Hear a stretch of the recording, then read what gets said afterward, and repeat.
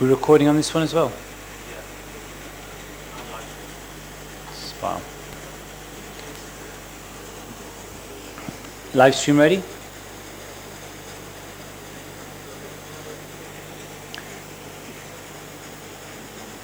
بسم الله الرحمن الرحيم الحمد لله رب العالمين والصلاة والسلام على عبد الله ورسوله نبينا محمد وعلى آله وصحبه أجمعين اللهم علمنا ما ينفعنا وانفعنا بما علمتنا واجعل ما نتعلمه حجة لنا لا علينا برحمتك يا أرحم الراحمين أما بعد. So the purpose of this Friday night reflections, maybe some of you are new to Friday night reflections, but I think most of you are familiar faces. We deal with occasional topics, and every week is a different topic, and usually we present a lecture. But this week is going to be something a little bit different. As you know, last week we had the Ruqyah Workshop. Alhamdulillah, it went very well. I thoroughly enjoyed the whole thing. And I thought a lot of new information was given out. If you didn't attend that workshop, it is available on YouTube, and it is also linked to on my website, muhammadtim.com/video. At the bottom of the page, you can see the link to the live stream on there. As for today, what we hope to do is to conclude that workshop by answering the outstanding questions. Now, I must be clear that we won't be able to accept any further questions tonight. I do apologize about that. I know a few of you were maybe hoping to get a few extra questions in, but I can show you the reason why we can't. That's why. And if we were to accept questions tonight from you, then we're just going to leave with the same sheet of, or the same pile of paper that we had when we came in. But what we want to do is get through these questions. I have read through them already. I have taken out any duplicate questions, so those are not there were more than them. Those are the ones without the duplications. And I've taken out a couple of questions, and I do apologize, but I've taken out a couple of questions that might not be related to the topic of Ruqyah, or are perhaps more sort of appropriately dealt with by email. So if at the end of tonight you did ask a question, you don't hear the answer to your question, then very simply you can just send me an email. You can find my details on muhammadtim.com. Send me an email, inshallah, and I'll answer whatever questions that I haven't got through tonight. But inshallah, we're hoping to go very quickly. I'll also apologize in advance that I am going to sort of answer these in quite a quick fire manner, so I apologize if you get a one-word answer to your question. But the idea is to get through all of these, and there are a significant number. So the first question: if you read alternately, so that it won't be, you will not have just one bottle. The question for this is, in the 7-day program, you have water and oil. So if you have lots of bottles of water, how do you do it? You alternate. So you read on a bottle, blow on a bottle, pick up another bottle, read on the bottle, blow on the bottle, pick up another bottle, read on the bottle, blow on the bottle. However, I don't recommend that you do this on a huge scale, unless there's a need. The Lajna ad-Da'ima in Saudi Arabia, they have a fatwa against mass reading on water, i.e. people reading on huge volumes of water so they can sell it to people or give it to people, like sort of people having tens and tens and tens of liters. I think just keep it sensible, the most I usually read on is maybe 10 liters. If you have to do a couple of families at once, then read in one go, no problem. But don't go to an excess. We don't want to start up a Ruqyah water factory of just, someone who's sitting with like sort of 30, 40, 50 bottles in front of them, and they're just swapping them out all of the time. Is it okay to do reading in one and blowing in the other? What I usually do is read alternately and blow in all. So as I said, if we have 2 bottles of water, read in one, blow in both. Read in the other, blow in both. So you've blown in both equally, and you've read in both equally. Can you read the surah on olive oil and water and give to the affected person, or must they read it themselves? No, you can read and give. And I specifically recommend this for people who struggle to read Quran. Get a friend to read it for you. People who maybe are non-Muslim and want Ruqyah, again, I would recommend that you get someone to read it for you. A sister has an issue. She went to London. She was diagnosed with a psychological illness. But this crisis only occurred when she speaks about religion or about Allah. So can we say that this is from the jinn? Again, I think it's inappropriate to give an answer to a case in a public forum, but just as a general vague idea, if the reaction seems to be limited to when you say Allah or when you speak about the Quran, then I don't think this is a psychological issue, and Allah Azza wa Jal knows best. This next question, I'm going to slightly anonymize it because it mentions a little bit too much about who came and who didn't, but there's a particular Raqi who recommended burning 7 date seeds at sunset. What would you say about this? This is not permissible. There's no way that this is permissible. This is very, very similar to the action of the magicians. And I'm not accusing this Raqi of being a magician in any way, but I believe that this person has been affected by the magicians in the treatment that they are giving. And they are giving a treatment that is not an Islamic treatment. Burning things at sunset and sunrise. What did the Prophet ﷺ say about the reason why we don't pray at sunset and sunrise? That this sun rises and sets between the horns of the shaitan. And likewise, we know that the pagans worship Allah by burning things at sunrise and sunset. So there's absolutely no way that we would ever sanction the burning of objects at sunrise or sunset for the purpose of ruqyah. And the Raqi should be given advice and and so on and so forth. Can we use or benefit from the Muslim jinn? No. The ayat regarding seeking help from the jinn and interaction with the jinn are general. They apply to all of the jinn, including the Muslim jinn. Of course, the Muslim jinn are our brothers in Islam, and we don't have anything against them. We make dua for them and we wish them well. But at the same time, we do not need or want to have any cooperation between us and them. I'll tell you a story that happened to me very briefly. We were reading upon a brother, and I was upstairs. My Ruqyah partner was reading upon him, and the brother stopped in the middle of a very severe Ruqyah reaction and said, "Wa alaykum as-salam wa rahmatullahi wa barakatuh." The Indian subcontinent have been severely harmed by working with good jinn. First of all, Allah Azza wa Jalla said, "Ya ayyuhal ladhina amanu in ja'akum fasiqun binaba'in fatabayyanu." How can you make clear when you can't see the person you're talking to? How can you know whether they are Muslim or not? How can you judge whether they are truthful in what they are saying or not? You can't. And therefore, my advice is, don't get involved. Make dua for them, give them a salam, reply when they have a jinn problem.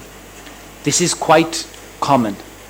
Just because you've gained weight does not mean that you have a jinn issue, especially to the sisters.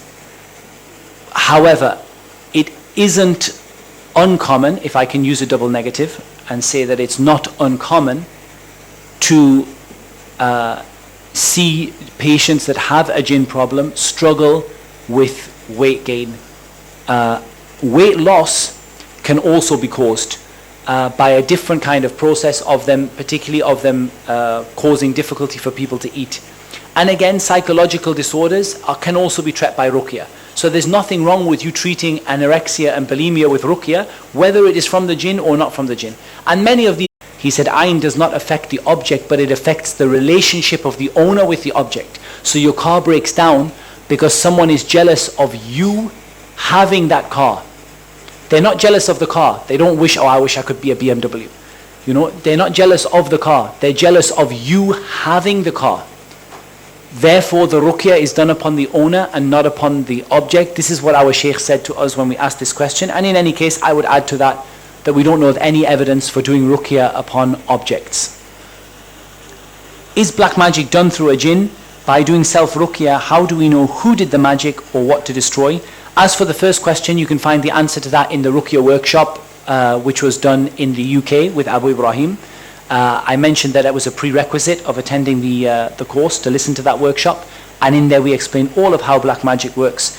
By doing self-ruqyah, how do we know who did the magic or where and what to destroy? That's an excellent question. And the answer is, don't concern yourself with this. Don't concern yourself with who did it, because you will open the door for the shaitan to lie to you. It was your mother-in-law. Straight away, then it starts, my mother-in-law's a sahira, she did sihr to me. Why? Because the person is looking for who, and the shaitan is just giving it to you on a plate. he says, it's, I'll confess, I swear it was your mother-in-law. Say, confess all you like. I'm not interested in your confession, just leave. Don't listen to them. وَهُوَ كَذُوب. He is the greatest of liars. Don't listen to what they say about who did the magic, where the magic is. I told you about a case of mine where they dug the garden up in Pakistan. Where they brought a proper digger, a JCB, and they dug the whole garden up based on what the jinn said. It didn't produce any tangible results. So my answer is, no. Okay, yes, the jinn can give you information about where the magic is, but you wait until that information is concrete before you get up. I don't get up unless it happens at least, at least it's, there's a clear evidence for it. Otherwise, I wouldn't even get up off my seat for it. Because they just lie, and once they know that you're not going to move, for example, the jinni that's about to leave and says, I'll tell you the magic is here, and then leaves, this is a lot more convincing than the one who, after one ayah of Surah Al-Fatiha, says, okay, I'll tell you where the magic is.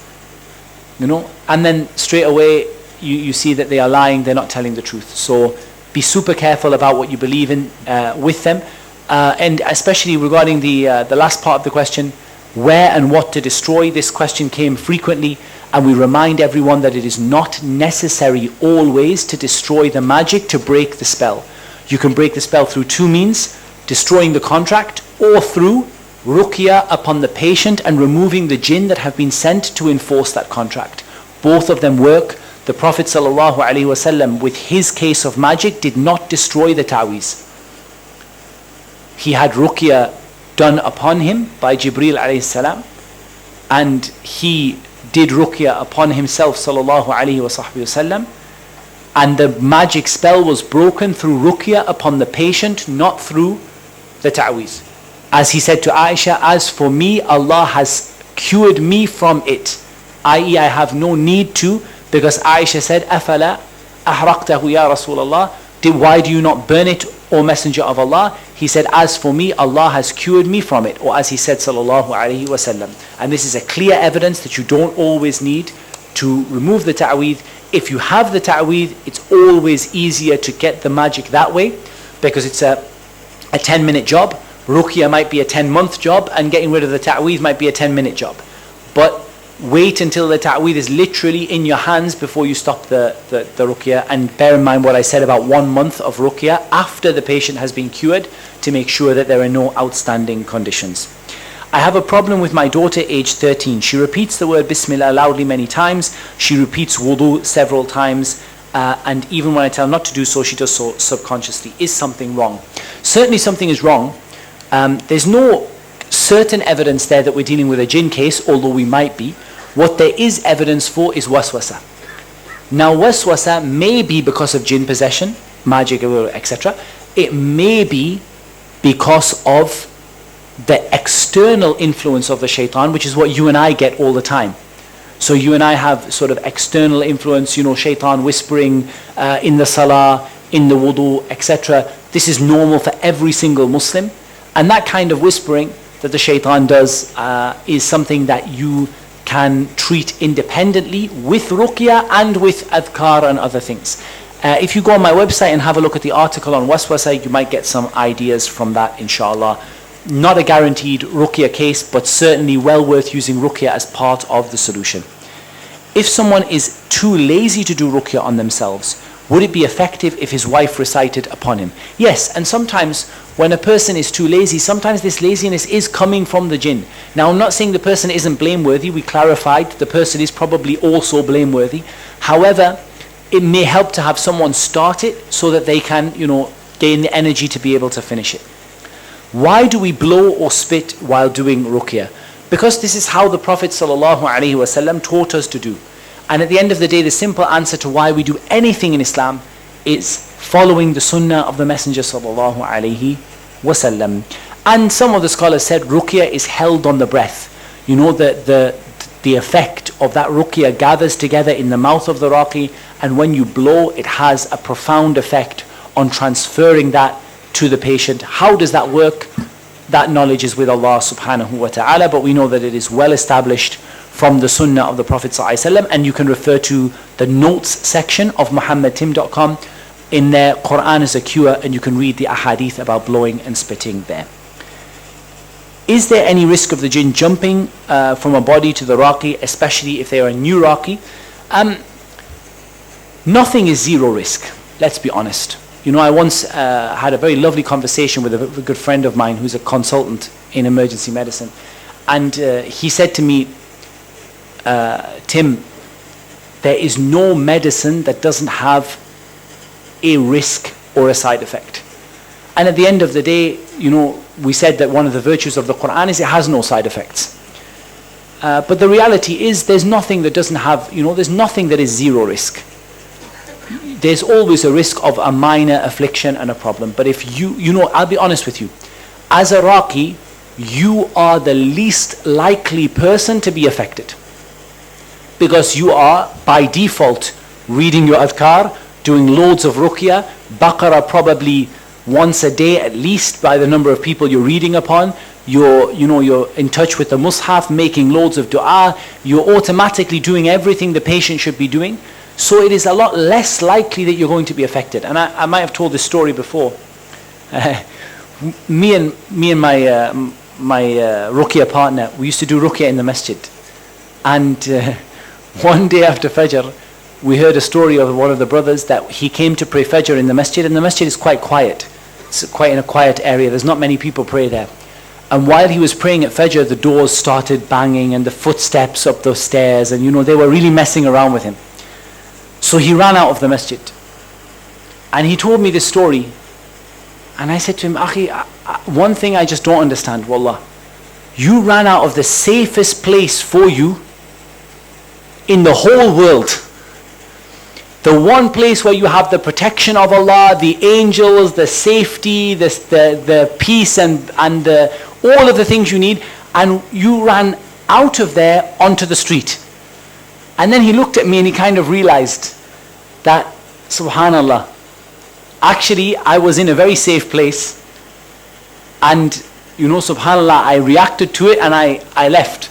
But actually, subhanallah, he was in the masjid, he was in a very, very safe place. He had come to pray Fajr. Whoever prays Fajr in the Jama'ah is in the protection of Allah for the rest of the day. Subhanallah, he was in a safe place, but he left the safe place, subhanallah. And this is from the plot of the shaitan. So subhanallah, at the end of the day, we say that the raqi is, insha'Allah, from one angle, the least likely of the people to be affected. From the other angle, the increased exposure to people who have jinn problems means you are likely to receive some side effects. At the end of the day, you are fighting in the way of Allah. Shaykh al-Islam ibn Taymiyyah rahimahullah ta'ala said this is from a'zamul jihad fi sabilillah, from the highest form of jihad fi sabilillah. When you fight in the way of Allah, you expect to be injured, you expect to have some pain, some difficulties, some hardship. So inshallah, there is no, you shouldn't be surprised if you have some pokes and pains, some headaches, some stomach pains, you come home, you can't sleep, you get some nightmares. This is all part of your mujahada, all part of your fighting against the shaitan to make the word of Allah the highest and the word of the magicians and the shayateen the lowest. That is our aim in ruqyah. لِنَجْعَلْ كَلِمَةَ اللَّهِ هِيَ الْعُلْيَا وَكَلِمَةَ الَّذِينَ كَفَرُوا السُّفْلَى. To make the word of Allah the highest and the word of those who disbelieve from the magicians and the shayateen the lowest. And so at the end of the day, you shouldn't be surprised if you have some effect. But this is a minor effect. Small amount of reading, a day's worth of ruqyah, a quick zamzam, a little bit of honey and black seed, and your problem is gone away bi-idhnillahi ta'ala. As for is jumping common, very rare. This is one like scare, horror story they tell every new raqi, You'll get a jinn jump into your body. This is very rare. If the person is doing ruqyah according to the sunnah, this is what I would say nadir. It's almost unheard of. But I can't say it never happens. Can ruqyah be used to treat certain habits? Such as people committing sins, sisters not, she's wearing makeup, going outside, not wearing hijab. Can we treat that with ruqyah? In general, we have to be careful to use every means that is being given to us for the right job. And at the end of the day, what it needs, or what the sunnah of the Prophet ﷺ is admonition, and speaking to them and advising them and helping them. If they are doing it because of waswasa from shaitan, because of a sickness in the heart, because of something that's possibly. But I would say that this, don't get distracted. What this needs is admonition and advice. Can you explain how does the exorcism of the Christian Bible work? We had this very common question. We did answer it, I believe, on the day, but I will just answer it one more time. Very, very simple. It works essentially through two ways. Number one, the shaitan has one overriding goal: to make you from the people of Jahannam khalidina fiha abad al-abad. That is the goal of shaitan. You go to Jahannam forever. Along comes the Christian priest and says, in the name of Jesus Christ, I command you to leave. The jinn says, look, if I stay here, they're probably going to die on Islam. Most likely they're going to die with pain and suffering, but they'll die in Islam. If I leave, they'll convert to Christianity. Simple job. Stay here and work for the rest of my life, or leave and get the job done instantly. So the jinn leaves and the person converts to Christianity, and the job of the jinn and the shaitan in that regard is done. To make them from ashab an-nar, from the people of the hellfire. The second way that it works is a lot of these people are involved in the jinn themselves. We saw a priest in Egypt touching people with a cross, and they would be exorcised. When I looked at what he was doing, it was very clear that he himself was commanding shayateen. He himself was a magician who was commanding shaitan. Very obvious, all of the signs were there, the reactions, the look, everything, the movement was completely consistent with a magician. And he was simply just doing his magic by waving a cross around. Obviously in secret he's prostrating to shaitan, worshipping shaitan, and then he's going around with his cross and touching the neck. And all of these people are mass converting to Christianity. And we say that, subhanAllah, the saddest thing is, give them 6 months and they won't even get over the ruqyah problem. Usually the problem will come back.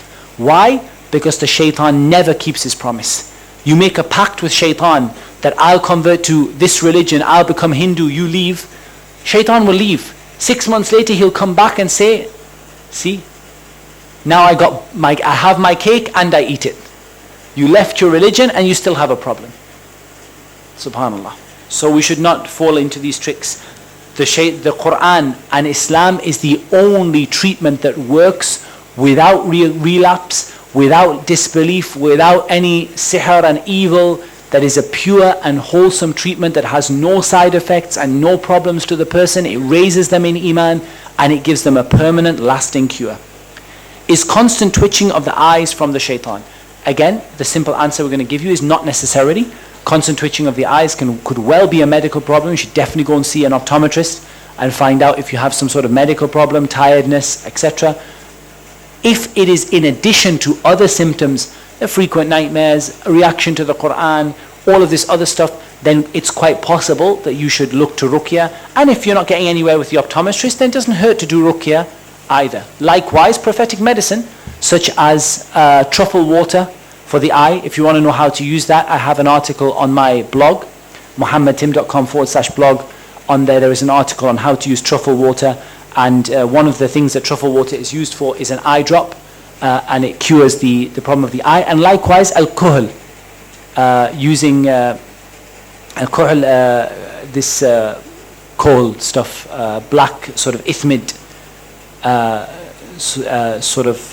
put on the base of the eyes before you go to sleep, and this strengthens the eye, and maybe this will also stop the twitching. So this is an example of real of worldly medicine, prophetic medicine, and ruqyah all together, working together. I'll come to that one. That one's a little bit longer. Okay.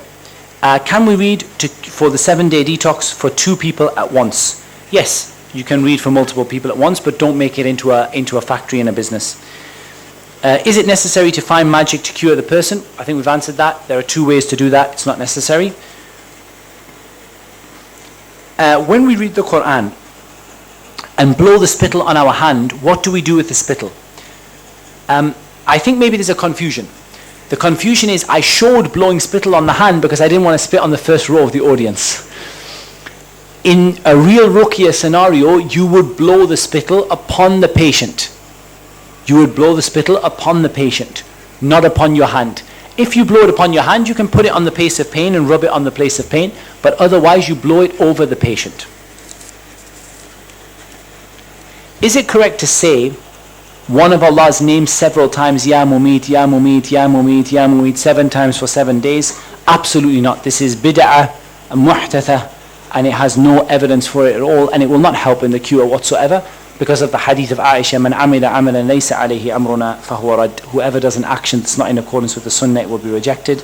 Likewise, read Surah Yasin 7,000 times. We'll bring 7,000 angels, and 7,000 angels, I'll just fill it in, yeah? 7,000 angels will come with 7,000 something or other, and they will give you 7,000 hur, and then the 7,000 hur will live with you in 7,000 castles. Each of the 7,000 castles will have 7,000 hur, and a hadith mawdu'ah. The hadith is mawdu'ah, and there is no evidence for any of these numbers whatsoever. Sometimes family members avoid ruqyah because they feel that they are not trained to deal with the issue. This is why we have ruqyah workshops. We want to convince you that it doesn't take a lot of training. I'm not saying there's no such thing as a trained raqi. The more you train, you will, of course there is better, you handle the situation better. You know, when a lot of people were asking, for example, we had a reaction during the ruqyah workshop from a sister, why did you not get involved? Quite simply because of probably 15 years experience of getting involved and then realizing that in this kind of environment it doesn't help. What it does is makes the shaitan break up the workshop, stop everyone from learning. The shaitan screams and shouts for the rest of the day, and we get nowhere, not for the sister and not for ourselves. So of course when you develop experience, you become better at judging things. You know, I once got a brother, and I'll be totally honest, I went and saw a brother who's a good, or he had a career as a good fighter, and I told him to teach me some ways that I can safely restrain someone and I can safely manage a violent jinn. And mashallah, I found it really beneficial. He just did a day, like a sort of a day, 2 days practical work on sort of a safe way that doesn't hurt the patient. You know, when someone's throwing punches at you, how you can kind of safely manage that. He did some sort of work. That really helped me a lot, you know, experience.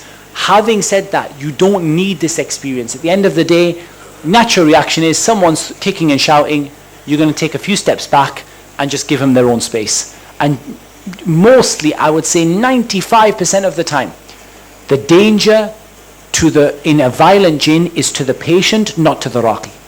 I can honestly, maybe less than 5 times in 100, maybe less than 2 times in 100, I get a really violent jinn that attacks me. Maybe a violent jinn are maybe 20% of cases, and of those 20%, of that, within that 20%, 18% of that will be most likely, 17-18% will be against the person themselves. So it's about keeping them safe and stopping them from hurting themselves, punching themselves, scratching themselves, biting their own tongues, you know, things like that. That's more of a concern than harming you. Harming you is likely to be scare you. They'll give you a bit of a, you know, like scare type thing, and a bit of a, I'm going to kill you, and, you know, like sort of zombie look and things like that. But that's not a big deal, inshallah. I was really impressed with this question because it's printed, and I have no idea how they managed to print this question. I guess must have wrote it in the morning and printed it in the printer and then handed it in the afternoon, mashallah. If magic has been done via an amulet or hair or nails, do you need to find the item? No, you don't need to find the item, although that of course would help. You break it through breaking the jinn that have been sent to carry out what that item necessitates. The other day I read somewhere that apart from the Shari Ruqyah, the Prophet ﷺ allowed the use of medicines like lotus leaves and other herbs.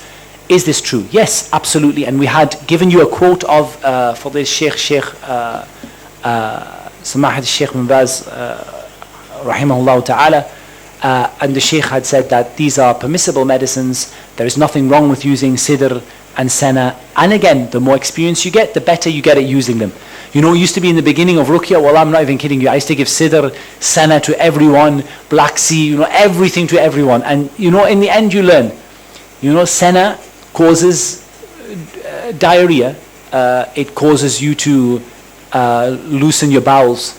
And it is effective against magic in certain circumstances. But again, people, the first time they get a stomach pain, ply them with senna And then what happens is usually they're overdosing on senna massively. They're having huge stomach cramps. They're having massive, problems in the bathroom. Senna, and I'll just give you a rough idea, is better 3 times a month. So 3 days, once a month, continuously, made in the night, boil the leaves in the night, leave them to stew overnight and drink the tea, warm the tea up and drink it in the morning. 1 cup 3 times for 3 days is more than enough, inshallah, for people who need it. But again, it's given a bit too often in sometimes. But yeah, the sidr, the senna, and the other things are very useful as a side element. And I want to make that really clear. You don't get rid of magic with sidr. Sidr facilitates it to go more quickly if you use it in the right way. Ruqyah gets rid of it. Sidr facilitates the issue, makes it easier to get rid of and faster. Ear trembling while listening to the Quran or anything religious. I think that's certainly one of the signs of a problem, of an affliction from the jinn. You don't read a paper like that and say, you've got magic, you've had it for 7 years, you've got 5 jinn, one of them, his name is, this is the way of the magicians. We don't say this. We say that there is a sign of one potential problem. For example, one of you said to me, what would one of you do if you found a lump on your body that was growing in size? Would you not go to the doctor? You go to the doctor. Does that mean that you have cancer? No, not yet. It's a sign of a potential problem that needs to be seen by someone to determine whether it is cancer or whether it is a benign growth.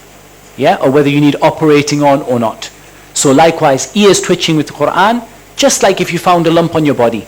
You've got a sign of one of the many signs of a ruqyah problem. Certainly not a guarantee. You need to have that further investigated, either through self-ruqyah or seeing someone, in order to determine whether this is actually a ruqyah problem or whether it's something benign. Shaitan can cause influence from the outside and from the inside. What if there's a matter of someone having hallucinations of dark figures at night? Is this a medical issue or not? I read a very interesting article in a British newspaper regarding this, about how it's all psychological, and the person is half levitating off the bed and they see all these figures and they talk to them, and yeah, it's completely understood, it's just sleep paralysis. I don't think so. I think that is just a case of science lumping everything into one box, giving it a label, and telling, we completely understand why it is you are seeing evil creatures that are ripping your skin apart at night and why you wake up with the scratches. Sleep paralysis. I don't think so. It's very, very foolish. Let's be honest, yeah? There is a thing called sleep paralysis, which may be medical and may be real. There are hallucinations that may be medical and may be real. You could take, LSD and have hallucinations, let's be honest. And that's nothing to do with the jinn. However, the reality is that if someone is having these kind of things at night, it's a big symptom, it needs to be seen and checked with ruqyah, and really you can't write it off as sleep paralysis. You can't just say, the mind is too active, and some of the Muslims add to this who don't really approve of ruqyah, and they say, actually what's happening is your soul hasn't fully come back to the body, your body's woken up, but your soul is still on its way back, so you wake up paralyzed. And look, it may be, part of that may be true. The soul is from the matter of my Lord. So let's not delve into these matters too much. If you're having that, you probably need ruqyah. Is it a problem? Let the ruqyah kind of come to a conclusion and find out whether it's a problem or not. Does the shaitan know what our fears are in our hearts? How do they detect the fear? Very, very good question. I'll explain this in a really simple way. You find yourself, may Allah not allow this to happen, face to face with a hungry lion or a dangerous snake or something like this.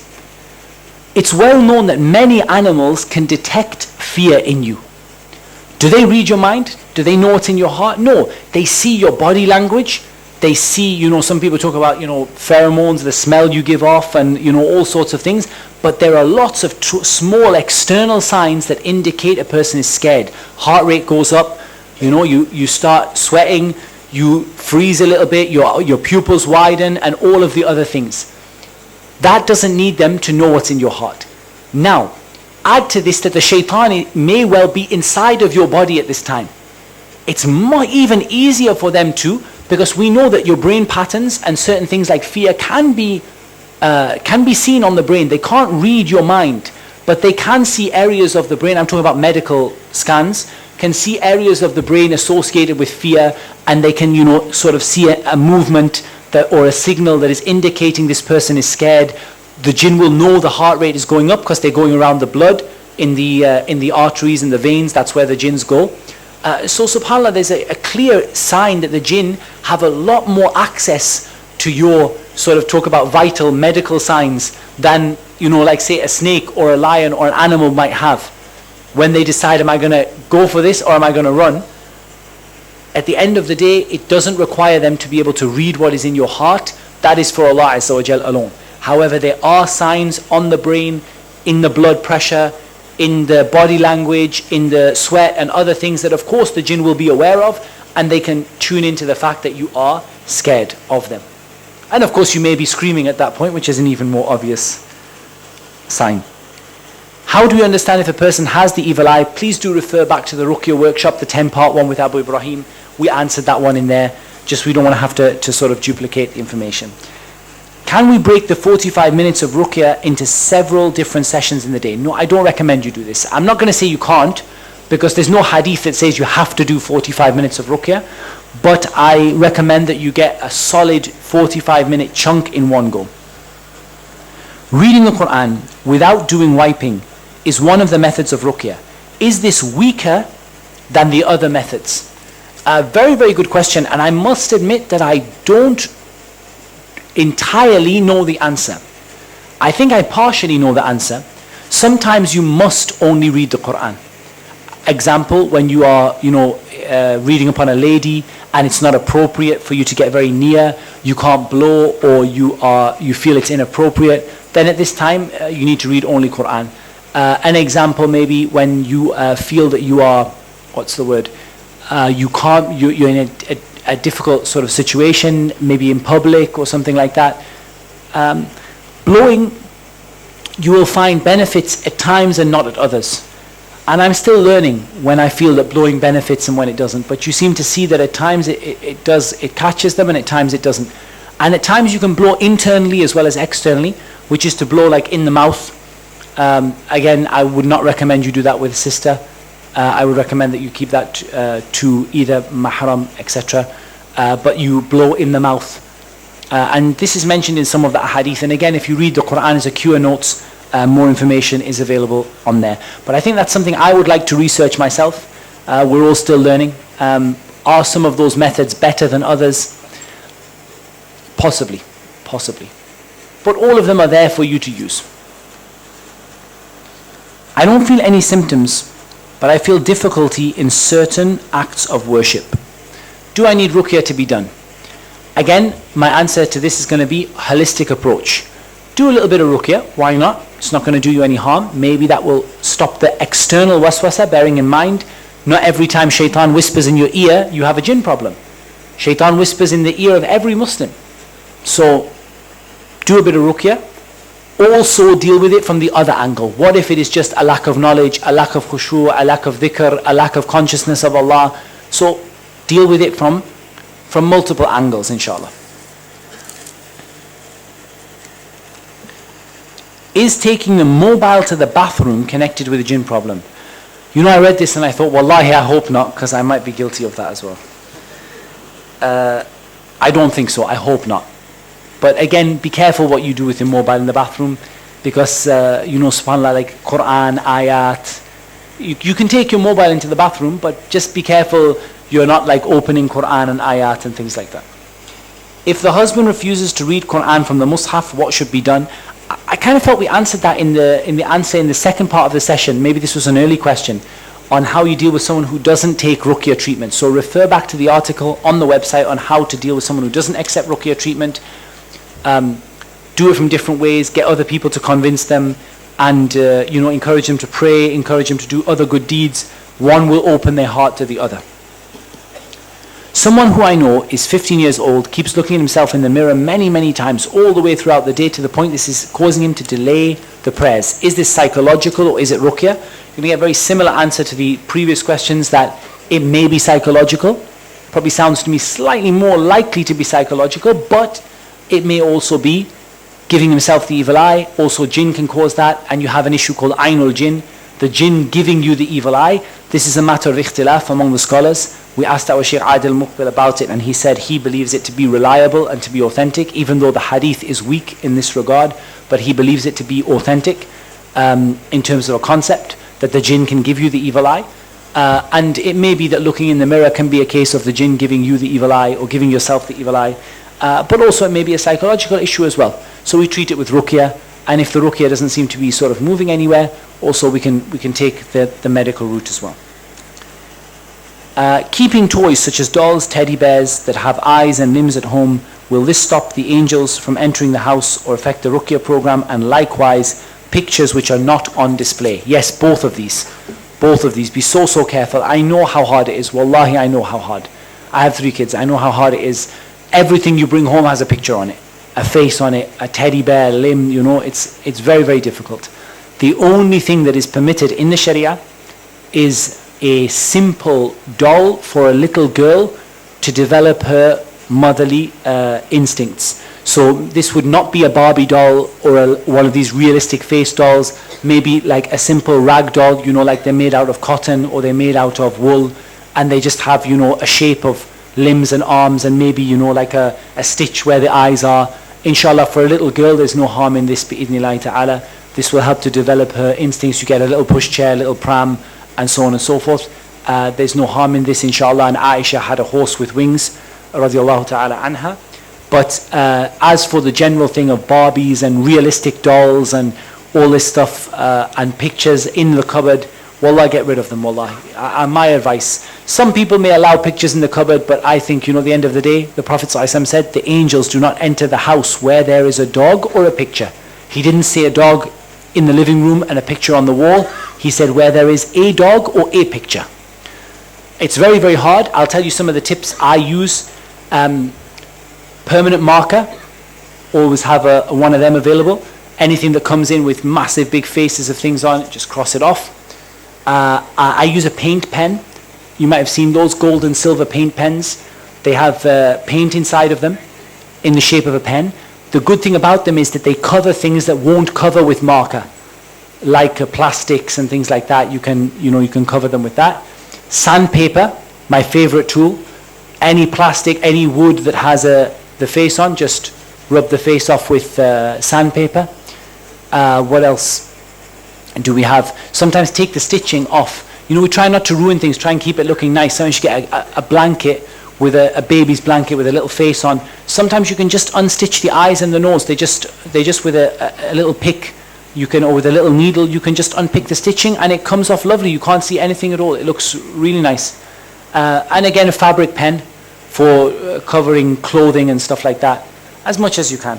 And of course the usual razor blade, although I recommend a scalpel rather than a razor blade, or a stationary cutting knife rather than a razor blade, because a razor blade you're in danger of cutting yourself. Something with a handle, but like a razor blade for cutting things out, like a scalpel or something similar. And likewise, the scissors and all the rest. I'll tell you my ruqyah kit. I have all sorts of things. I have a blowtorch. I have a little steel. I don't use it on patients. Don't worry. I have a little steel tub. I also don't taser patients either. I'm very benign in my ruqyah. But yeah, I have a little bag in England. What I honestly would recommend for destroying ta'weed and all that stuff, a stainless steel circular sort of like tube, really good for putting things in. They burn, the ashes don't go everywhere, but the tub doesn't melt. I've tried using pans and things, but in the end, after the blowtorch went on them, the bottom of the pan just fell out, so that didn't work. Though you don't need the blowtorch, it helps. But a long-necked barbecue lighter. You've seen them, the cigarette barbecue lighter things, which have a long neck. Because when you use a cigarette lighter, you burn your fingers, especially when you're getting rid of 100 taweez a day. Yeah, you end up with blisters all over your fingers, yeah? So the long thing, or if you're getting rid of 100 a day, honestly, just use the blowtorch. I also have like a file for filing off things, sandpaper for getting rid of things, a metal file for like rubbing things off metal. I used to have a Dremel multi-tool type thing, like one of these multi-tools where has a little cutter, like it's a little mini drill, it has a little cutter and things. But then I do a lot of this, so you have, in all honesty, you'll manage with, if you're getting rid of tawi, you'll manage with a long neck lighter and something to put the stuff in, inshallah, and a pair of scissors. If a person dies without doing ruqyah and then commits suicide, and it's suspected it's black magic, do we pray the janazah or not? If a person commits suicide, they're still a Muslim, inshallah. However, obviously it's a huge sin. What we say is it's not befitting for the people of knowledge and the people of status in the community to attend the janazah of a person who commits suicide, because this is encouraging other people to do the same. So the janazah should be held by the ordinary Muslims, but the people of knowledge and the people of status in the community should stay away in order to serve as a lesson for other people. However, if there's a clear proof that this was done through black magic, not a rumor, not the mum is crying and saying, oh, it's just black magic, this and that. If there's a clear proof the person was being treated for black magic, then inshallah I see no harm in everyone attending the janazah. Otherwise, the ordinary people attend the janazah, and you don't let the imam pray over them, you don't let the imam of the masjid or something like that, let one of the congregation pray over them as a sign for the people to take for the severity of this sin. I have a brother who's been diagnosed with bipolar. After I watch your videos, I feel that many of the symptoms you mention are there. As a woman, can I do ruqyah on him? He will only accept me. Of course, if it's your brother, I have no problem with a woman doing ruqyah within the family. My problem is women doing ruqyah outside of the family frequently. One-off cases, helping out, being a support, keeping the sister's hijab on, topping up the ruqyah, no problem. But I don't like for a woman to be a raqi, quote unquote. First of all, qiyas upon jihad. Jihad is for men, and likewise ruqyah should be the same. And secondly, because of the dangers involved in that, the physical problems, being attacked by men, relatives, you have problems. And I think it's better that the woman restricts her ruqyah to herself and her close family, but the brother, no problem at all. Again, bipolar, continue with the psychiatric treatment. But at the end of the day, the Quran is the best thing for bipolar, wallah. Even if it's not jinn related. The Quran, subhanallah, is the only treatment I have ever seen that is proven to cure bipolar. Not to reduce the symptoms, not to cause the symptoms just to go away, not to make the person into a vegetable just by taking so many medicines that just turn them into a vegetable. A pure cure that absolutely works, and a permanent cure, in a very short space of time. There is nothing known to do this other than the Quran. In India, one sister moved to a house in which Hindus were practicing magic. She has now changed the house. She's cleaned it up, she's decorated it, etc. But she's facing a lot of problems in her life.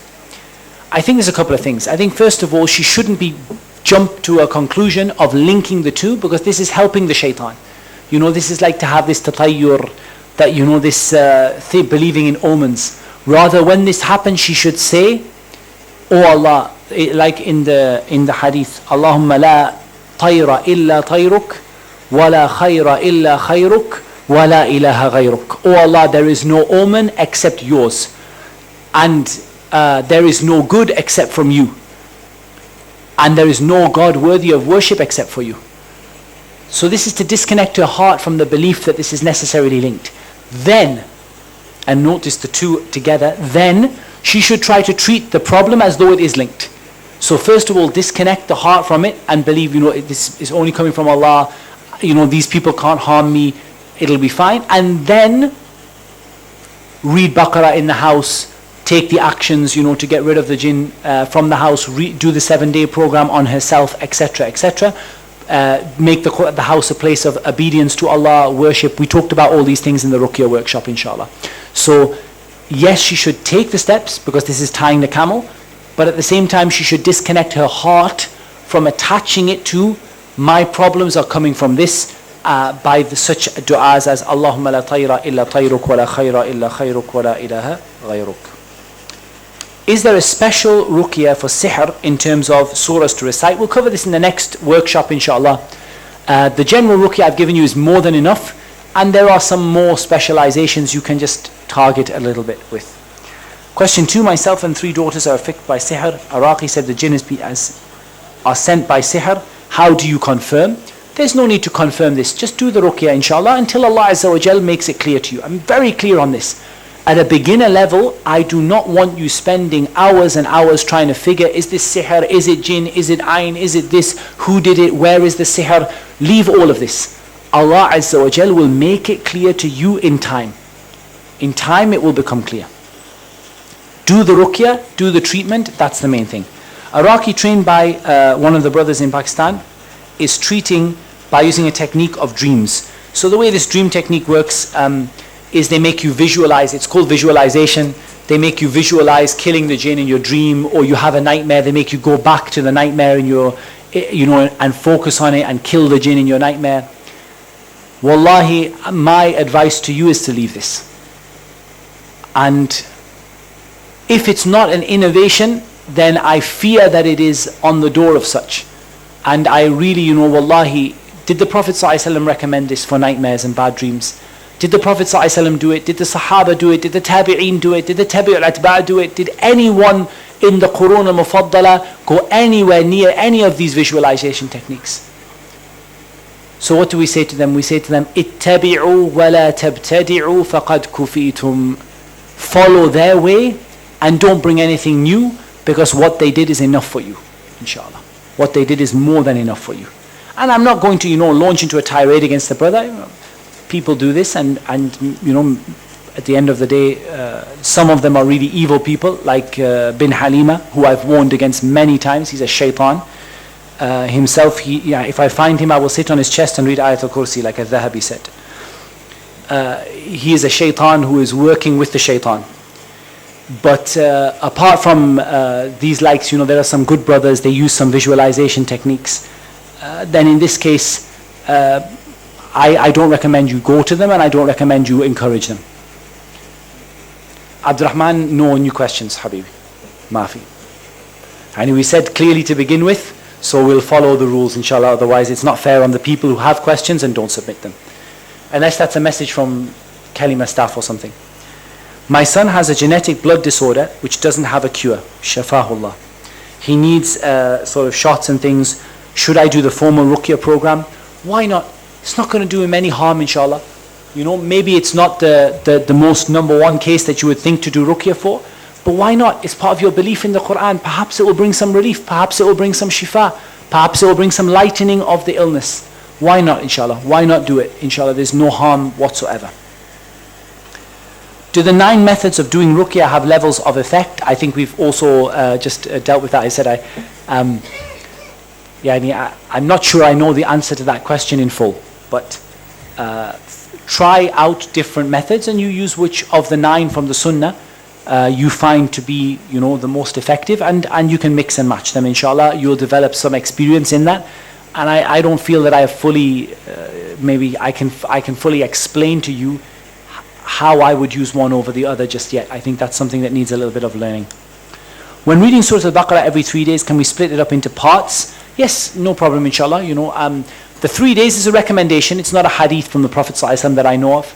It's a recommendation. So twice a week, you can break it up into parts, inshallah. But if you are a Ruqyah patient, I recommend that you try to finish it in a big chunk, either half and half or one full go, because the cumulative effect of punishing the jinn for such a long period of time is very powerful. There are some videos of pastors and so this is pastors and so-called Muslims who wave their hands and people start shaking and falling and things like that, and they usually dance to these qawali and things, and then they touch people and then the people fall over. They are shayateen, they are magicians. Take it from me, I promise you a promise that I will stand in front of Allah and say it on Yawm al-Qiyamah. They are magicians or working with magicians, if you see them doing. And it's not from the karamat al-awliya. This is from the tricks of the shaitan. And you see these people neck deep in sihr, like the Naqshbandiya. The Naqshbandiya, wallahi, if you cut one of them open, you will find sihr inside. Like they are full of sihr. Absolute shayateen. And alhamdulillah, Allah Azza wa Jal saved us from the devil who passed away, Nazim. May Allah Azza wa Jal sort of save us from him and the likes of him. He was a huge magician. He used to write so much, and I came across Ruqyah cases that involved him, and he used to write a great deal of sihr, this snake Nazim, subhanallah. And Allah Azza wa Jal sufficed us against him, alhamdulillah, and took him to a place where he will get what he deserves, bi'idhnillahi ta'ala. But subhanallah, his group and his murids are still going around doing sihr upon people, and they are covered in it. And they don't even deny. This is, if anyone is listening and thinking Muhammad Tim is being really horrible to Naqshbandiya, they admit it themselves. They say we do sihr openly. We do sihr. They openly say we do sihr. They say that this is allowed for the awliya and etc. etc. They openly admit they do sihr. And they openly do it in front of people, and they have videos on YouTube of them worshipping the jinn. So, why would you be surprised? So these people, when you see them with their turbans and them touching people and them shaking, then these are the people. And I will tell you a beautiful story about this. Wallah, I tell it to everyone, and if you've seen the videos, you've heard the story, but wallah, I tell it every time. This really affected me. Our Shaykh Adil Muqbil, Hafidhahullah Ta'ala, went to a country in southern Asia somewhere. I think maybe it was Indonesia or Malaysia, and there was one of these, shayateen with the turbans and the shaking people and whatever. And what he was doing, he said, I'm a big wali from the awliya of Allah. I'm so much iman, I can move people with my hands. That's how much iman I have. So he did this, like these tricks. And they're on video. This is recorded on video, but the Shaykh does not let me share the video with anyone. He didn't give me the video. Until now, every time I say, Shaykh, give me the video. He says, no. If you give the video, people will, circulate it and will think. So in any case, in the video, this guy is doing all these tricks. He's shaking the people. He's throwing them over. His big follower has a motorbike. When he revs the handle, everyone around is hit by a shockwave and flies in the air. So they all stand around the motorbike, he revs the handle, they go like this, and they all fly in the air.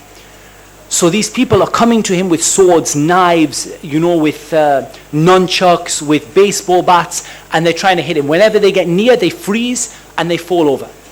So Shaykh comes, and if any of you know Shaykh Adil, he's very simple, very, very simple. Comes in his red shamagh and his taub, his kandura, and he just kind of walks up, and he just kind of looks at what's going on. And he says to them that, can I have a go? So they say, of course, the weapons are here, swords, knives, whatever you want. He said, I brought my own weapon. They said, no problem. Even if you brought a gun, even whatever you brought, your own weapon, whatever you brought, but you will not be able to attack the pir, because he is a very big wali. You will not be able to touch him. But you can go for the small murid, the small baby one, first. So Shaykh said, okay. So this guy is throwing people with his hands. When the Shaykh comes, he's throwing people around with his hands.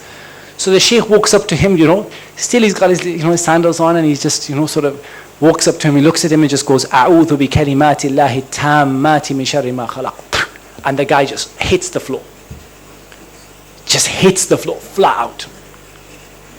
They said, yeah, we told you he's the baby out of the family. His iman is not high enough. Shaykh said, no problem. All of you come. The wali and all of you. And he stood them in a row, and he went like this. And they fell down like skittles. 1, 2, 3, 4, 5, 6, 7, 8, 9, 10. Like this. And the Shaykh said, Wallahi, do not think this is me. I did not do anything. But this is the words of Allah against the words of the shaitan. And he said, any of you can do the same. Do not think this is like the Shaykh is some big wali or something. This is simply any one of you can do the same. If you believe in this Quran, you believe in the words of Allah Azza wa Jal, you believe in the power those words contain, walk up to any magician. A'udhu bi kalimati Allahi tammati min sharri ma khalaq. And see what happens. I've seen the effects myself, subhanAllah. However, be careful, because the Shaykh also warns against false magicians who are not magicians, but they are tricksters, and you might go and do all the ruqyah on them and they're still doing their tricks. The Shaykh showed us a video of someone levitating. I have this video.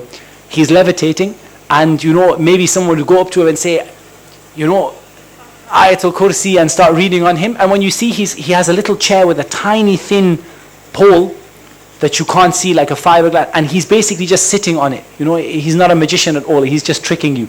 And one with money. And there was a case in Saudi, the Hay'a got involved. They had like loads and loads and loads of money. And they were saying that the jinn steal your money. So they were saying, put the money in the case and we offer it to the jinn and the case comes back empty. So the Hay'a got involved, Sheikh came, arrest the guy for magic, jinn involvement, whatever. Turns out he's just using this fake case, basically, that has this like double opening and whatever. And he's just stealing the money for himself. He has nothing to do with jinn and nothing to do with magic. Simple common thief. So just be careful you don't rush in and start, you know, sitting on the chest and reading on them and whatever, like Imam al-Dhahabi said. But instead of that, you know, you just be a bit careful to realize what is magic and what isn't, because some of it is tricks and some of it is real. A follow-up question I might get asked, what about all these magicians who come and do these sort of stage magic? Many of them involve the shayateen, many. I'm not going to say all, but many of them, you can clearly see in their face, in their actions, their movements, that they are not using exclusively camera tricks and stage tricks. Some of them are using the shayateen. Some of them have well-known names of shaitan written on their arms and hands. We know them. We recognize the symbols. They use signs and symbolism that is, we know from magic. We've seen magicians do it time and time again. So these people, you know, we know who they are. And some of them are very, very clever. There is one.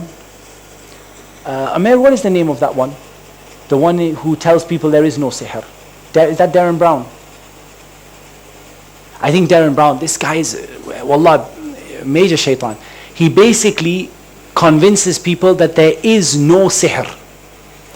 There is no sihr. So he basically does sihr, probably involving the jinn. It looks like he uses the jinn. And then he tells people, no, what I did is I used, you know, mind tricks and neuro-linguistic programming, and I convinced you when you were driving down the street, I showed you a picture of something on the side of the road, and that made you think to draw the picture. But the zahir, from what we can see, is he is using the shayateen. And it's not surprising, the shaitan has plans from multiple sides.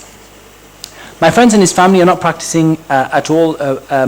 There's a terrible sort of, you know, a lot of, subhanAllah, there's a murder involved, a suicide involved.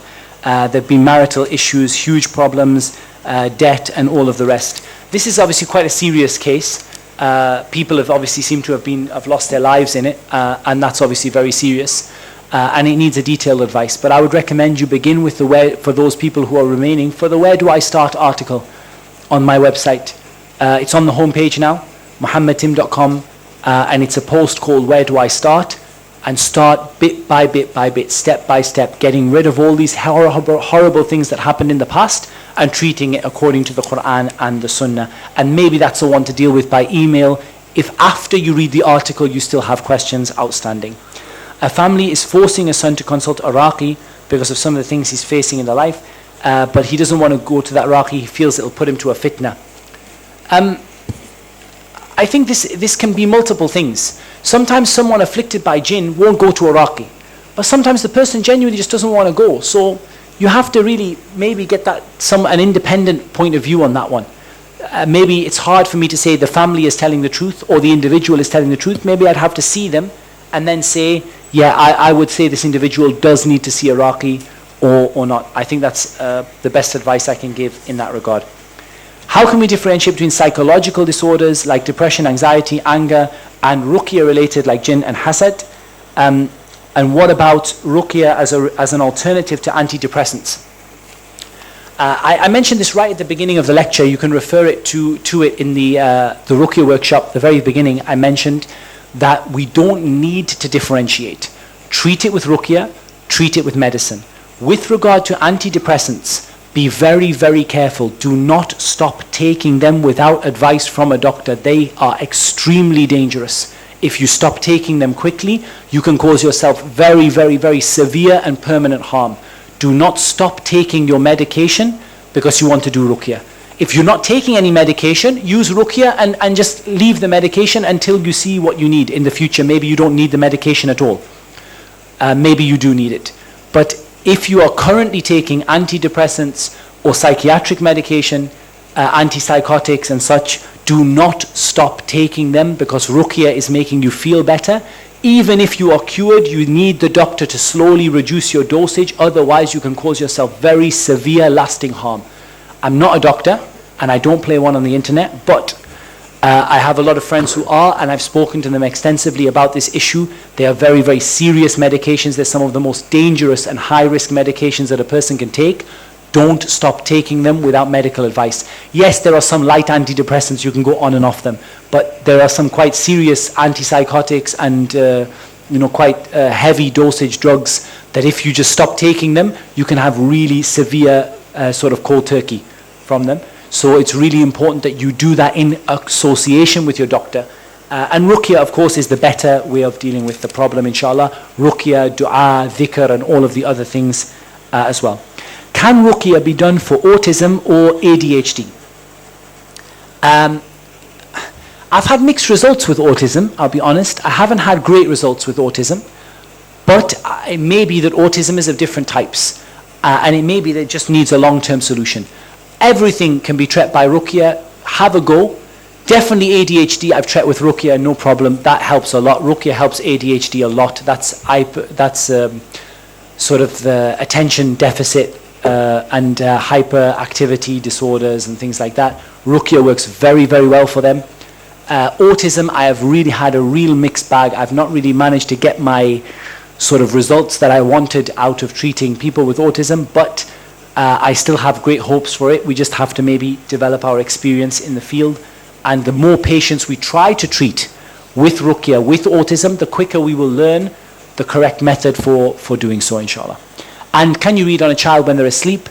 I said differentiate between two things. If the child has a jinn within them, I don't recommend you let them go to sleep. If the child is simply hyperactive, or you're not sure what's wrong with them, or they're unwell, no problem in reading them on them when they are asleep. I'm just trying to go through the shorter ones first. I'm trying to, little time as possible. Bad dreams. Someone asking about bad dreams, nightmares, horrible dreams, filthy dreams, things like that. I highly recommend you go to muhammadtim.com/blog and you read the post entitled Frequent Nightmares, and we'll also deal with this in the next Ruqyah workshop, inshallah. Can shaitan feel that you're scared? We've answered that. Kids' toys, we've answered that. Why do I feel sleepy during Ruqyah? That's very common. It happens to the Raqi and it happens to the patient, that when there is a jinn involved, you often feel very sleepy, and that might not be even a jinn, but the shaitan doesn't want you to do good. Have you ever noticed that the most sleepy you are on a Friday is during the Jummah khutbah? Seriously. I nearly fell asleep 5-6 times in the Jummah khutbah today. And I'm wide awake now. And I was wide awake before and after. I get in the Jummah khutbah, like this. And the khatib was amazing. It was a really good speech. So subhanAllah, you see from this that the shaitan wants to influence you, whether that is jinn related or whether it's just the shaitan, doesn't want you to get the reward. So you have to fight that through Ruqyah. I tend to stand up when it happens. I stand up and walk around the room. Those of you who know me know that I do that anyway. I pace up and down. It probably annoys the staff at Kalima no end, because I pace up and down whenever I want to do anything. But it works when you're feeling sleepy and you're doing Ruqyah. Just stand up and just start pacing and it will go away. Also washing your face with a bit of Ruqyah water and drinking a glass of Zamzam also helps to wake you up. If you go to sleep completely, the misk is very good. If you're fainting, if you're like dropping out and fainting back, the block of red misk that I never know the name of, very common in India, Pakistan. It's like soap. It's a small, about 1 inch by 1 inch by 2 inch or something like that. Red block, comes in red color and yellow color. It's called misk, and it's like a waxy kind of misk. It's very cheap. You find it in all sorts of shops. They bring it back from Pakistan in big boxes. I still never know. I ask people what it's called, and everyone gives me a different name for it. But it's basically a block of waxy, red-colored misk. Smells like misk. It's got a wax texture to it, or a soap-like texture to it, and it's very cheap, and it comes in red and yellow blocks. The red one is really good. Flake a bit off, and just pop it in the nostril of the patient, or just below the nostril, like you would do with Vicks, or something like that. Just put it underneath the nose of the person. They'll stop falling asleep, inshallah. Is there a minimum or a maximum amount of tasbih? It depends what you mean by tasbih. If you mean by general tasbih, as in generally remembrance of Allah, then inshallah there's no specific limit.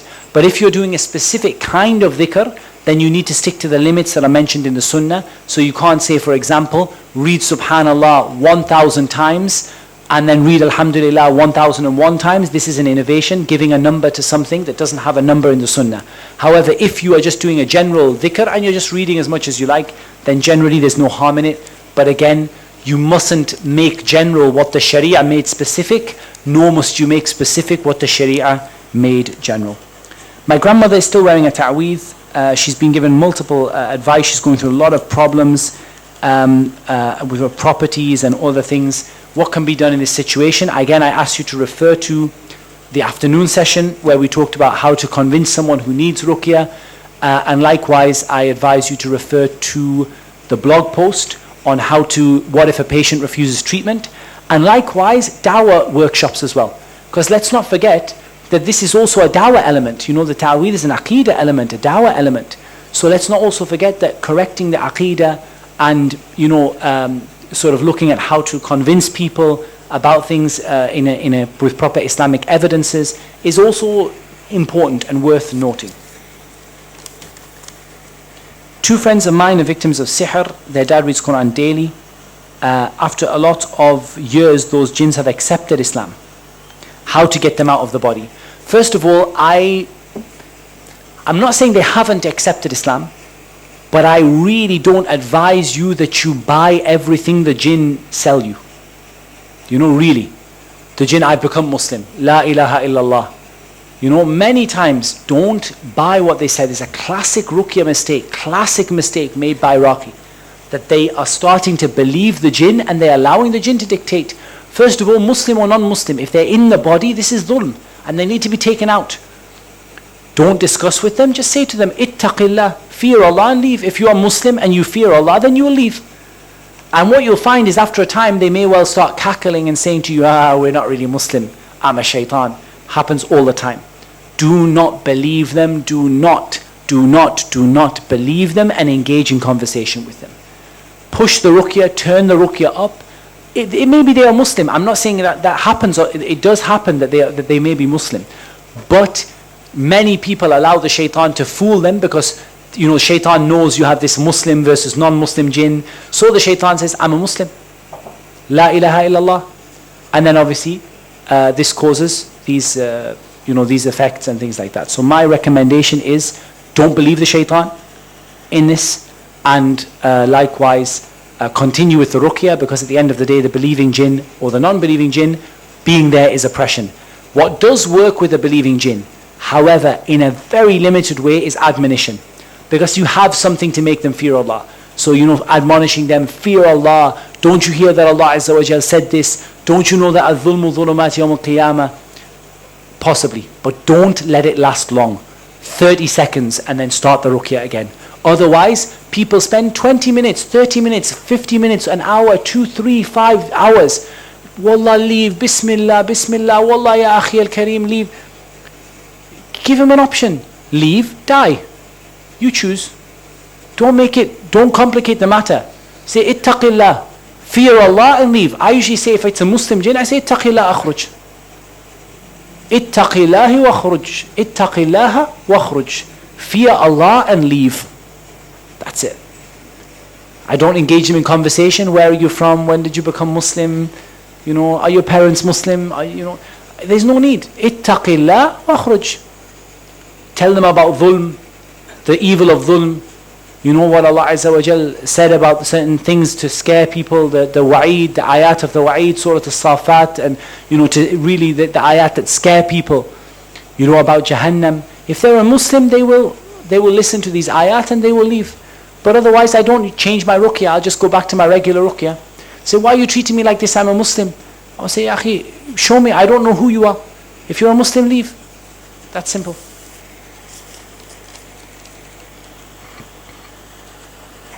I'm doing ruqyah for myself, how to protect my kids. Showing some signs like nightmare, pain in the chest.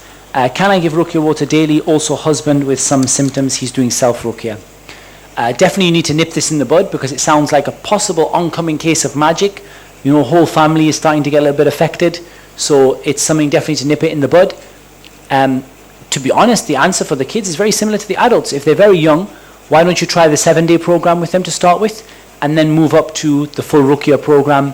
Really nip it in the bud. If you nip it in the bud now, you may well, inshallah, get away with not having any further problems. If you're not nipping it in the bud now, it may be that the problem becomes significantly worse over time. So really do try to nip it in the bud. I think I've got about 6 left or so, so we're getting there, guys. I'm affected by jinn, but if I do ruqyah on my family members, how am I supposed to keep myself safe from their shayateen? If you're affected, I recommend you do deal with your own case first. That's not a solid rule, because sometimes you just have to help someone else, but I do recommend that you try and focus mostly on your own case and then go on to help others. It's a standard thing they tell you on the plane: fit your own oxygen mask before helping others, yeah? Because if you pass out, then you're not going to be able to put the oxygen mask on anyone else, are you? So the same kind of principle works, yeah? Try and deal with your own issue and then help others. It may be you don't get rid of your issue completely, but you just get it controllable and then help others. And don't worry about the shaitan affecting you. إِنَّ كَيْدَ الشَّيْطَانِ كَانَ ضَعِيفًا. The plot of the shaitan is ever weak. As regards the 7-day program, on day 4 to 7, is there no bathing? No, there's no bathing, just ruqyah, water and oil application. Oil is only on the place of the pain, not on the whole body. As for recitation on water and oil, these things have to be directly under your breath, or can they be kept far from you? It's better they are directly under your breath, but if you blow on them at the end, then this is enough. I used to know some of the ruqah, they read, and then at the end of the session, they go over to the table, open the bottle and blow. But I prefer to keep the bottle with me. And Allah knows best. I'm getting to that one at the end because it's a little bit long. A lineage is from the father. We know this in Islam. People use abjad and ask the mother's name. Why do they use the mother's name? I believe I mentioned this in the Ruqyah Workshop, but if I didn't, they use the mother's name for a couple of reasons. Number one, to throw doubt in your lineage. So it's as though they're saying, you're a child of zina, so we call you by your mother's name. It's a kind of a disgrace and an attack. And the second more prominent reason they do it is to disobey Allah. Allah said, call them by their father's names. So the magician wants to do everything possible to disobey Allah, so he calls them by their mother's names. What would you advise to sisters who are afflicted getting treatment but not observing hijab properly, or shaping eyebrows, etc.? Some don't realize the seriousness of above sin. Wallah, I cannot emphasize enough to our sisters in Islam and our brothers in Islam. The sins you do are the number one reason why people do not get a cure from ruqyah. Honestly, you are treating the problem on one side and topping up the problem on the other side. Sin is the number one reason, wallahi, I believe, and I think there is a strong dalil for this, that even if you didn't do ruqyah and you just did tawbah, you would have a huge result in terms of your sickness getting better, because of the principle, no calamity ever befalls a person except because of sin, and it will never be raised up except by tawbah. Tawbah is absolutely fundamental to the success of ruqyah. What advice would you give to those afflicted who have had the sihr cast on them by a family member who lives with them? Very, very good question. First of all, we distinguish between two cases. One in which you're not sure who it is, but you have an inclination. And I believe I answered this question. I have answered it several times before, but again, all these workshops merge into themselves and I forget. If you're not sure, keep the family ties. Don't cut off family ties. Don't have evil thoughts, because Allah Azza wa Jalla said, Ya ayyuhalladhina amanu ijtanibu kathiran min adh-dhanni inna ba'd adh-dhanni ithm. Keep away from a lot of suspicion. Indeed, some of suspicion is sin. But be cautious around them. So you still keep your family ties. You still give them salam, etc., because you don't have a cast iron proof. And at the same time, you keep your caution, your 7 dates, your ruqyah before you go, your adhkar, your dhikr, and so on and so forth.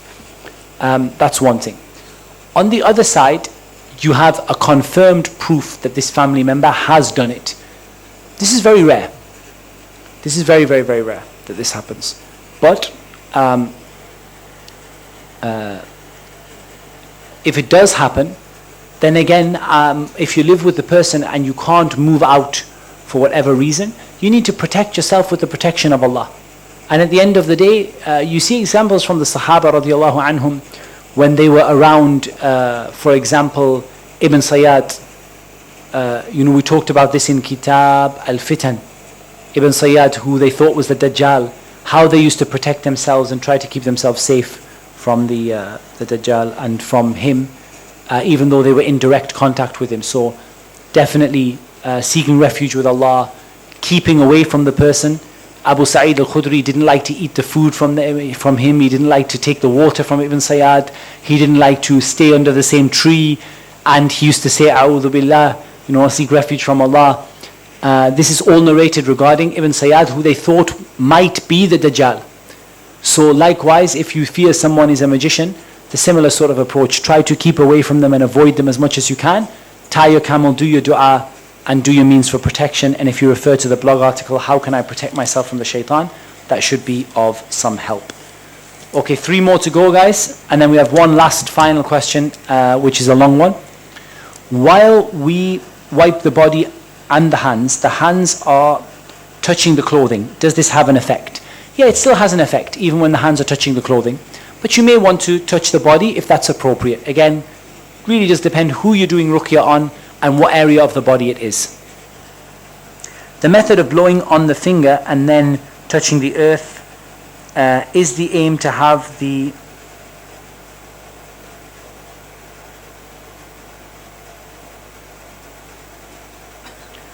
maybe over the finger. No, the aim is to read the over the finger, to spit on the finger, to spit on the finger, to touch the earth and then touch the patient with the finger. And there, if you read again, I think it's very clear if you read the notes, I think this is mentioned in considerable detail. Sure. Okay, we're getting there. Is it always a person possessed by jinn who cannot stand the words of Allah? I wouldn't say always, but certainly if it's out of character, you should suspect that. Like you got a good Muslim who suddenly can't stand the Quran, that's pretty much a 99% confirmation. But you may have a non-Muslim who hates the Quran because of the disbelief in their heart, or a magician who hates the Quran because of the disbelief in their heart. But certainly worth looking into. So, this one is coming from a new Muslim. When I converted to Islam, I had a lot of, I think, ta'weez and things. They threw it away and they got rid of it. But they've been troubled by not being able to sleep. The plumbing is affected, taps and showers switching on and off. Money earned is a struggle. Struggling to marry. No guests in the home. And not being able to enter the house and getting fed up. My advice with this, sincerely, Khwani, first of all, that the sister goes on to where do I start, and starts going through the steps bit by bit. She deals with the baqarah in the house and all of the other things. And I also advise that she also surrounds herself with good people. Let the house be filled with sisters who are like-minded. Maybe bring a roommate into the home, a flatmate who's a practicing sister. Maybe she's living on her own. Inshallah, this will really help to get rid of the loneliness in the house and the desolation in the house. The prayer in the house, reading Quran in the house, having these things playing and done. This is a big step. And if there's any further support and advice needed, I think email will be the better way, because it's hard to answer in such circumstances. But that would be my general advice. A lot of jealous in-laws. I've been subjected to meeting peers, Sufis, etc. I've found a lot of ta'weed and got rid of them. However, my teacher got rid of ta'weed for me, and I'm going to just summarize this. The teacher got rid of the ta'weed for her, and the teacher had some affliction. We did say that can happen. We said the ta'weed are pretty toxic. The teacher forgot to get rid of a couple and had some affliction. She's got some more ta'weed now and wants to get rid of them. What can you do with them? I recommend you learn to get rid of them yourself. I really do recommend that. If you're really struggling, then I don't think there's any harm that you pass them over to Kalima, inshallah. Without wanting to turn Kalima into a ta'weed center. It's not a disposal center. And I'm sure the Kalima staff would not want that to become a frequent thing. But if someone is really struggling and they're not able to follow the instructions, you can leave them with a note that they're for me in Kalima, and inshallah we'll try to get rid of them for you. But we really want you to learn how to get rid of them, so that when you find the next bunch, inshallah, maybe I wouldn't be here or someone else, you'll be able to get rid of them and get rid of them for other people as well. Safe handling of ta'weed, you don't have a problem. If you're not handling them safely, that's when you can become afflicted. But if the teacher doesn't want to help you again, that's okay, because maybe they had a bad experience one time. So my last question is really a topic for a lecture, to be honest. But just a few points. How do we know who is a good Raqi and who is a bad one?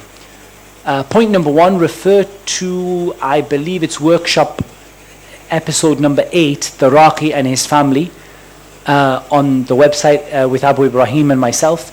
We go over a lot of things here. But basically with a Raqi, I'm going to take you through 3 or 4 positives, 3 or 4 negatives. Positives, things you should look for. Strong adherence to the Sunnah. That means not any of these sects and groups and Sufi, Peer, whatever, this and that. Get rid of all of them. Pure Quran, Sunnah. That's the first thing you should be seeing. Strong observance of the religion.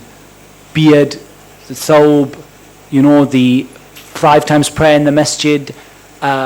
Not, if it's a woman, not reading over, not being, hands out there to grab the woman, etc.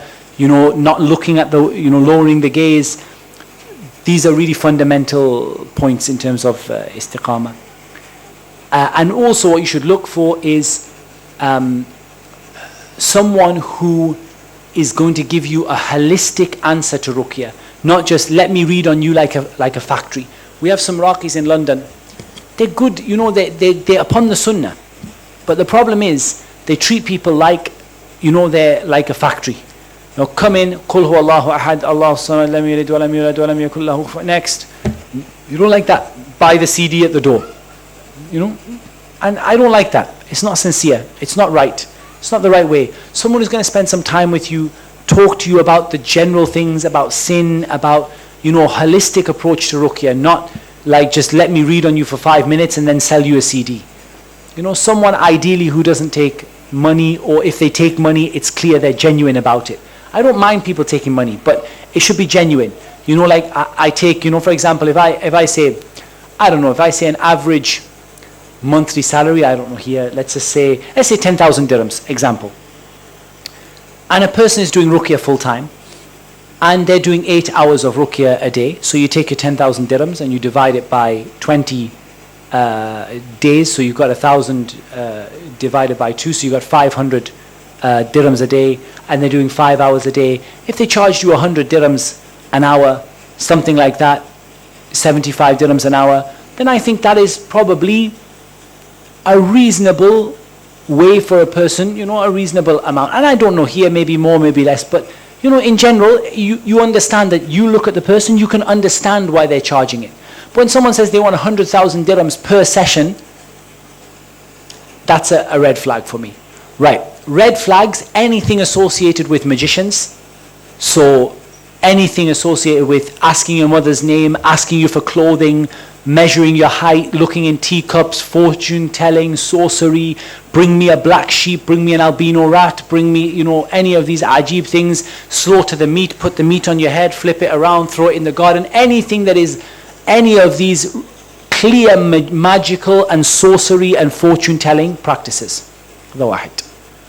Second, anything that gives you the impression of shirk or allowing shirk, even if it's not in the Ruqyah. So for example, the person has, Ya Rasulullah, or something like that, even if it's not during the Ruqyah, even if it's just written on the wall, run a mile away. Shirk is not going to help you in Ruqyah. Likewise, any bid'ah, if you see them doing a bid'ah, an open bid'ah, and I'm not talking about maybe someone falls into an error, but a clear bid'ah that they're doing. Kids, not jinn. Okay. All right. Kids I can live with. Jinn, inshallah, la bas. So, just wondering why the knocking is on the wall. But I think the kids are trying to give us some atmosphere. Khair, inshallah. Red flags, likewise, if you see anything relating to bid'ah, even in the person's, the prayer, the weird things they're doing some weird celebrations and mawlid and all of these things, run a mile away. Because they're not going to benefit you anything. Man amila amalan laysa alayhi amruna fahuwa radd. It'll be rejected and it won't benefit you anything. Other red flags, anything that seems to you to be uncomfortable, weird, or incomprehensible. Really, I emphasize this. You go in and you feel uncomfortable. That for me is a red flag. It might be that the Raqi is just very aggressive. I'm different from my my Ruqyah partner. He's a bit more aggressive than me. He won't mind me saying that. He's a bit more kind of aggressive than I am. I'm a bit softer in the approach. Everyone's different. But if you feel really uncomfortable, especially with regard to mahram issues, women issues, and you feel that the guy's in your personal space, you feel really uncomfortable, that for me is a red flag. Even if it doesn't mean the person is necessarily bad, but it's definitely let me ask about this. Some of the sisters will come and say, look, he told me, take off your hijab, and he put a hand on my stomach and this and that happened. That for me is a red flag. You run a mile away. Even if he's Quran and Sunnah all the way, you run a mile away if he's doing that. So anything that makes you feel uncomfortable, anything that seems weird, you might not be able to put your finger on it, but istafti qalbak. We've talked about this. Ask your heart. You feel unsettled. You're just looking, thinking, what he's doing now is really strange. He's tying something, or he's looking at something, or he's flicking his fingers. Something's weird. Ask about it. And finally, anything incomprehensible. The biggest trick the magician will play, pose the Raqi and just do some incomprehensible stuff. So, like this. Yeah, you can't hear what they're saying. If you can't understand every word that they are saying, leave. Don't even stay and say, I'll have one session. Just say, I'm sorry, I feel I have to go. And just go. And then ask later. You can always apologize and come back if you were wrong. But subhanAllah, don't take the risk. If you see anything like that, you run a mile away. Or you see someone is reading like, Alhamdulillahi Rabbil Alameen, Ar-Rahman, like this, yeah? Anything you can't understand, any whisperings, any strange writings, get out. Likewise, if they give out ta'weed, even if they give out ta'weed from the page of the Mus'haf, run a mile away. Those are my red flags. They're not the only things. If you refer to, I think it's workshop number 8 maybe, which refers to the Raqi and his family, we talked about quite a few more issues. That is what Allah Azza wa Jal has made easy for us. We've been here now an hour and a half or so, so I think that is more than enough, guys, inshallah. If you have any further questions, what should you do? What I honestly recommend you do is store them in your mind for the next Ruqyah workshop. If you have a burning question you must have an answer for, email me. I prefer you email me on my personal email rather than kalima, because we'd like to keep kalima for the new Muslims and the dawah activitis. I'd rather you email me on my personal email, which is on muhammadtim.com, muhammadtim.com, or if you want the short URL, mtim.me. There's the short URL because I give up spelling Muhammad. M followed by Tim followed by dot followed by ME. That's just a redirect. It redirects to the proper name if you're struggling with the spelling. And the contact details are on there. Send it to my personal email. I'd rather, because I deal with all my Ruqyah cases there. It's easier than getting Kalima. Kalima has been very, very, very generous and kind to allow us to do these workshops here. Originally, we had a very clear agreement: no Ruqyah advice, no Ruqyah. So, alhamdulillah, things are moving in the right direction with that. So just don't burden Kalima too much. And please, a personal request: please don't burden the Kalima staff, receptionists, the brothers in admin, with Ruqyah questions and queries. They're not here for this. They're here to help non-Muslims become Muslim and new Muslims to become firm in Islam. They're not here to answer your Ruqyah queries. You know, Brother Pervez gets a hard time, from my Ruqyah queries. People phoning him up, where's Muhammad Tim? I want an appointment today. Why you don't give me an appointment today? Give me one today. Phone up after 5 minutes. Where's Muhammad Tim? He doesn't answer my email. He didn't answer my question. Ikhwan, if you have a problem with that, you speak to me directly. Don't burden the brother. He has enough issues to deal with as it is. And a lot of people really, sometimes I will put my foot down. And if I put my foot down, you won't like it. And I will put my foot down if I see people going to excess in this, disturbing kalima staff, turning up at the center and disturbing the receptionists and the admin staff, making difficulties for them, saying, I demand to have Ruqyah. People being awkward. People were saying, if you don't answer my question, I'm going to do this and I'm going to do that. I'm not going to accept that. And I just won't answer your question. Simply, that simple. Appointments do come from time to time. Be patient with us. We have a lot of stuff going on. New Muslim Summit is going on. I'm here really for the new Muslims. And this is a side thing to help out people, inshallah. So please I don't mind burdening me, but try not to let it spread to the wider kalima, so that kalima just becomes an unofficial Ruqyah center and it's just full of patients all the time. Try to be considerate of the needs of the center, and hopefully that will allow them to keep letting us do these kind of events. Otherwise, the fear is, if they see that being a problem, they will stop these events happening. And they will stop the questions and stop the emails and stop the support and stop the workshops and so on and so forth. We don't want that to happen. But you have to help yourselves. And that means, already Pervez maybe dealt last week with at least 5 Ruqyah cases he was having to deal with on the phone. It's not nice. Try and push them to me. I have an email for that purpose. I read my emails very frequently. I might not answer them quickly, but I do read them. So if anyone's saying I'm about to jump off a building, then usually I get my emails relatively frequently, and from time to time, every hour or couple of hours, I flick through them and I read. So email is a good way to contact. I may not reply because I'm very, very busy, but I do kind of keep an eye on what's going on, inshallah. So I am aware when people send me questions, inshallah. Okay, so I think we'll wrap it up there, guys. Jazakumullah khairan for your patience, and sorry for not being able to take any further questions on this, but we have to at some point draw the line. Can I just remind everyone about New Muslim Summit? 2 things we need from you. We need new Muslims, obviously, hence being a New Muslim Summit. We need a lot of new Muslims. So if you have any new Muslims in contact with you in the UAE, then it is the 29th and the 30th. The 29th from 8 p.m. on a Thursday, and then all day on the 30th. English language is in the afternoon. The morning programs are in Ethiopian, Nepali, and Chinese. So there are flyers outside. There are timetables outside. There's a website, newmuslimsummit.com. All of it is there. Please, please, please bring new Muslims.